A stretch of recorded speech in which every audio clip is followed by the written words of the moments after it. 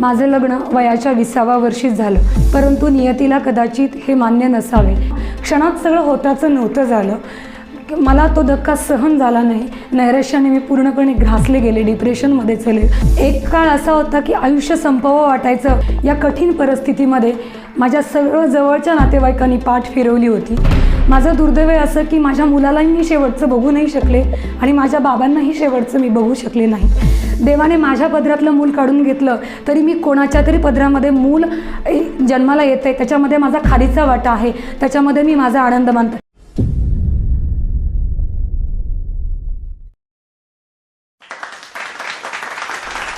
हरिओम, माझे नाव वैशाली आनंद देशमाने। सोलापूर जिल्ह्यातील छोट्याशा एका खेडेगावात माझा जन्म झाला। त्या गावाचे नाव वडाळा।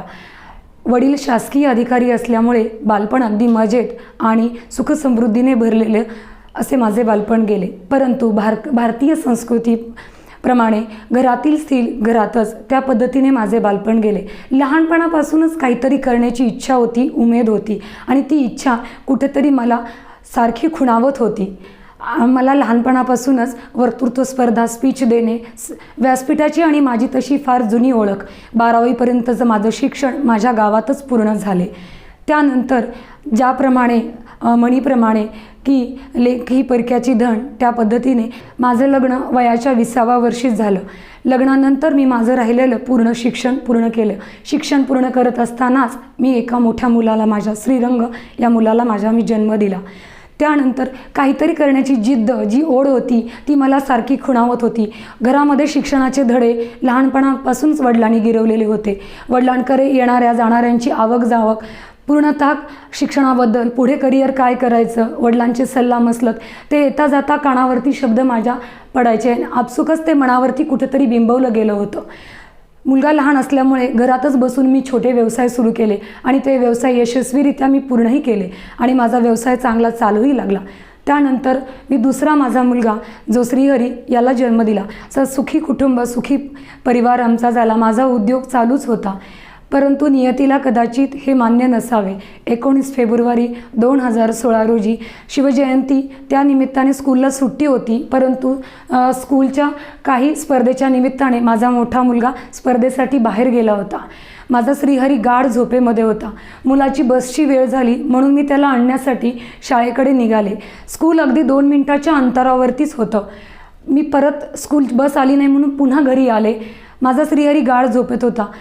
पुन्हा मी माझ्या मोठ्या मुलाला आणायला गेले। कदाचित त्यावेळेला तो जागा झाला असावा, घरात मला शोधत असावा आणि शोधत तो गॅलरीकडे गेला असावा आणि गॅलरीतून तो मला शोधत असताना त्याचा अपघात झाला आणि त्याला देवाज्ञा झाली। मी घरी माझ्या मुलाला घेऊन येत होते तेव्हा क्षणात सगळं होताचं नव्हतं झालं। मला तो धक्का सहन झाला नाही। नैराश्याने मी पूर्णपणे ग्रासले गेले, डिप्रेशनमध्ये गेले। हे जीवन जगण्यात काही अर्थच नाही असं वाटू लागलं। त्यानंतर माझ्या मिस्टरांनी मला डॉक्टर ज्योती सलगरकर या योगगुरूंकडे घेऊन गेले। खऱ्या अर्थाने योगाचा जीवन प्रवास माझा सुरू झाला। या कठीण परिस्थितीमध्ये माझ्या सगळं जवळच्या नातेवाईकांनी पाठ फिरवली होती, परंतु माझे मिस्टर आणि माझी आई आणि माझे वडील माझे ढाल बनून खंबीरपणे माझ्या पाठीशी उभे होते आणि माझ्या गुरूंनी मला जो मार्ग दाखवला, त्या मार्गामुळेच आज एक मी सफल योग शिक्षिका म्हणून आज तुमच्या समोर उभी आहे। सुरुवातीला योगाचे धडे मी स्वतःसाठी घेतले। डिप्रेशनमध्ये बाहेर पडण्यासाठी माझ्या योगगुरूंनी मला खूप मदत केली आणि त्यांनी माझ्यातला जो सुप्त गुण होता तो ओळखला आणि मला त्यांनी मोटिवेट केलं की नाही, तू इथेच थांबू नकोस, तू पुढे जा, तुझं करिअर तू याच्यामध्ये करू शकते। आणि तिथून माझा योग शिक्षणाचा प्रवास सुरू झाला आणि मी योग शिक्षक ही पदवी संपन्न केली। मी ज्या दुःखावरती मात करून बाहेर आले, ज्या दुःखातून मी बाहेर आले, तसंच इतर लोकांनाही मदत करावी ही भावना, ही प्रेरणा घेऊन मी जागृत झाले आणि पूर्णतः योगाला मी योगामध्ये झोकून मी काम करू लागले। तिथंच न थांबता मी माझ्या गुरूंबरोबर थोडे दिवस काम केले, संस्थेचंही काम केले। त्याचबरोबर मी माझे क्लासेस सुरू केले. सुरुवात ही फार संघर्षमय होती. एका विद्यार्थ्यापासून सुरुवात केलेली होती, पण मला माहिती होतं की नाही, नक्कीच मी याच्यामध्ये यशस्वी होणार होते.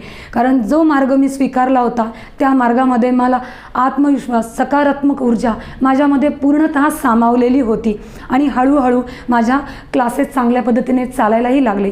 तसेच मला एक जॉबची ऑफरही आली. चांगल्या मी स्कूलमध्ये नोकरीही करू लागले. परंतु लॉकडाऊन सुरू झाले. माझा जॉब मला सोडावा लागला. ऑफलाईन क्लासेस पूर्णतः बंद झाले. त्यानंतर काही प्रमाणात ऑनलाईन क्लासेस सुरू होते. मी आनंदीमय जीवन जगत होते. दुःखावरती मात करून मी पुढे जात होते. परंतु कदाचित नियतीला तेही मान्य नसावे. 2021मध्ये माझ्या बाबांचा अकस्मात मृत्यू झाला आणि माझे बाबा मला सोडून गेले. माझं दुर्दैव असं की माझ्या मुलालाही मी शेवटचं बघू नाही शकले आणि माझ्या बाबांनाही शेवटचं मी बघू शकले नाही. कारण ज्या बाबांची तत्त्व घेऊन, ज्या बाबांनी मला उमेद दिली, त्यांच्या बळावरतीच मी उभे होते. परत मी नैराश्यामध्ये ग्रासले गेले, डिप्रेशनमध्ये गेले. पूर्णतः असं वाटायला लागलं की पुन्हा आपलं जीवन निरर्थक आहे. आयुष्यामध्ये माझ्या संकट का येत आहेत, मी बाहेर पडण्याचा प्रयत्न करते परंतु मी त्याच्यामध्ये अडकतच चालली, मला असं वाटू लागले. परंतु माझे पती जे मला मित्ररूपाने माझ्या आयुष्यामध्ये लाभले, माझ्या पतीने मला मोटिवेट केलं आणि मला चल उठ आणि योगाच तुझा आधार आहे आणि तू याच्यातून बाहेर येऊ शकतेस, यू कॅन डू, तू अचीव करू शकते. म्हणून त्यांनी मला पुन्हा एकदा उभारी दिली आणि श्रीहरी योगा क्लासेसची निर्मिती झाली. आज जवळपास मी 1000 महिलांना योग साधनेचे धडे दिले. पण तिथपर्यंत न थांबता एक काळ असा होता की मला काउन्सिलिंगची गरज होती, पण मला सांगायला अतिशय आनंद होतं. योगाच्या माध्यमातून माझा आत्मविश्वास इतका वाढला की मी अनेक प्रकारचे कोर्सेस केले, ॲडव्हान्स लेवलपर्यंत गेले, अनेक स्पर्धांमध्ये भाग घेतला, तिथे विजेतेपद मिळालं. आता मी स्वतः स्पर्धा चं आयोजन करते आणि मी इतरांना बक्षिसांचं वाटप करते. हा मला अभिमान वाटतो. आयुष्य खूप सुंदर आहे. बऱ्याच वेळेला आपल्या आयुष्यामध्ये बॅड पॅच येतात.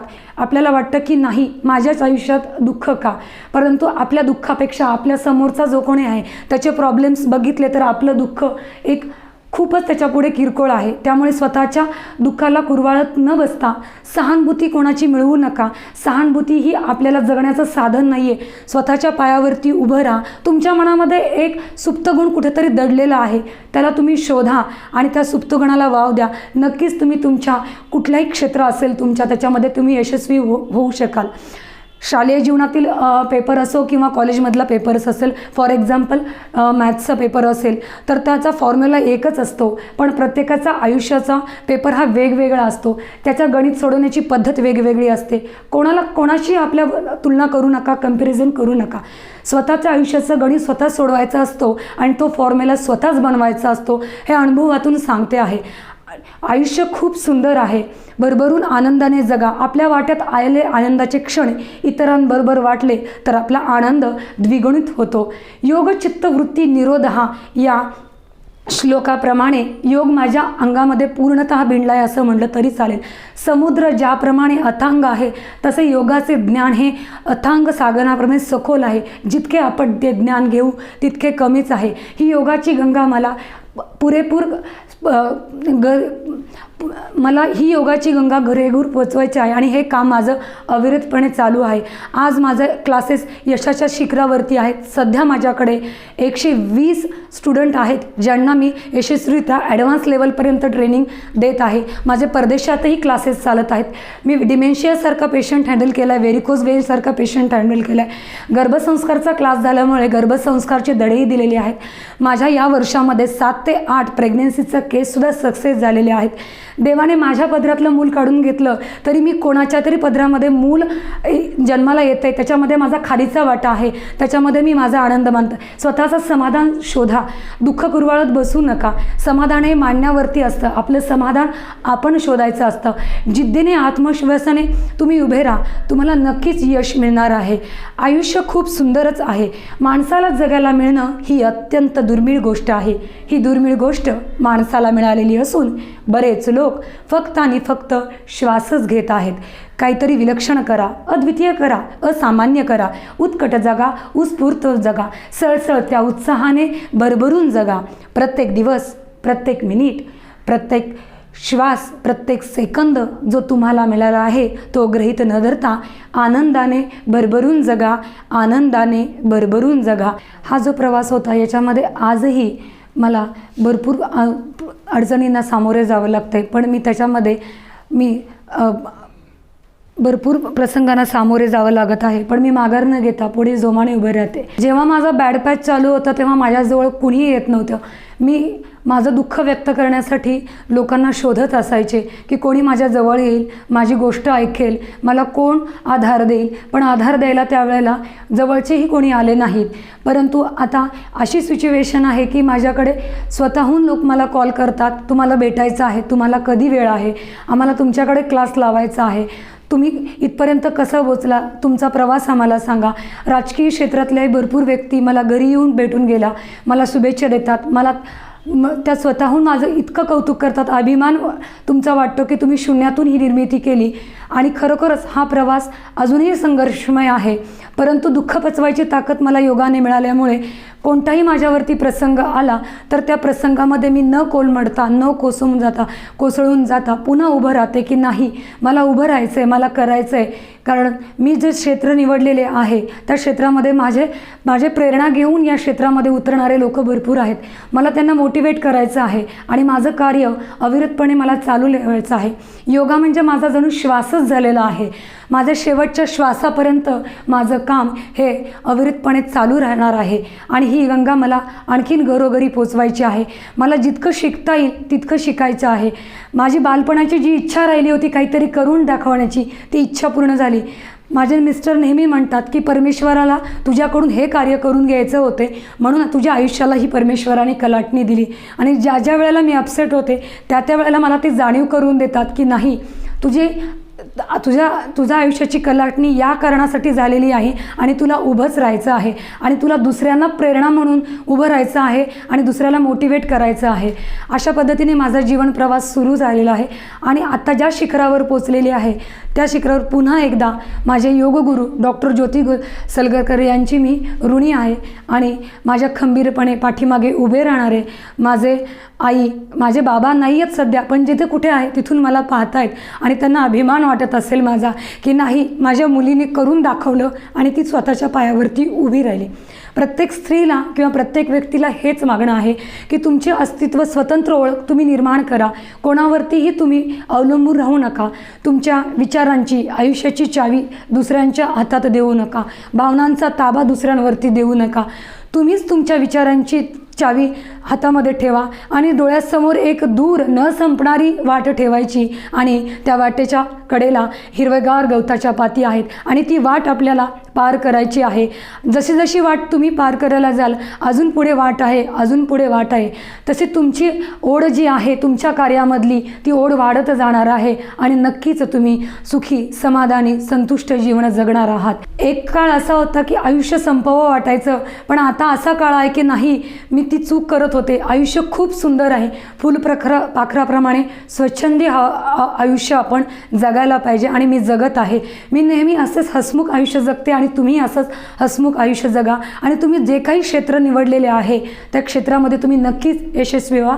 स्वतःवरती विश्वास ठेवा, स्वतःचा आत्मविश्वास स्वतः कमवा. दुसऱ्याच्या खांद्याची, दुसऱ्याची सहानुभूती तुम्ही घेऊ नका. आणि मी तुमच्यासमोर एक प्रेरणा म्हणून उभी आहे. माझ्यापासून नक्कीच तुम्ही काहीतरी शिकाल. आणि ग्रो मोशन चॅनलनी मला हे व्यासपीठ उपलब्ध करून दिल्याबद्दल त्यांचेसुद्धा मनापासून धन्यवाद. Thank you so much. हरिओम. हा व्हिडिओ आपल्याला कसा वाटला ते आम्हाला कमेंट बॉक्समध्ये कळवा आणि आपल्या मित्रांबरोबर शेअर करायला विसरू नका.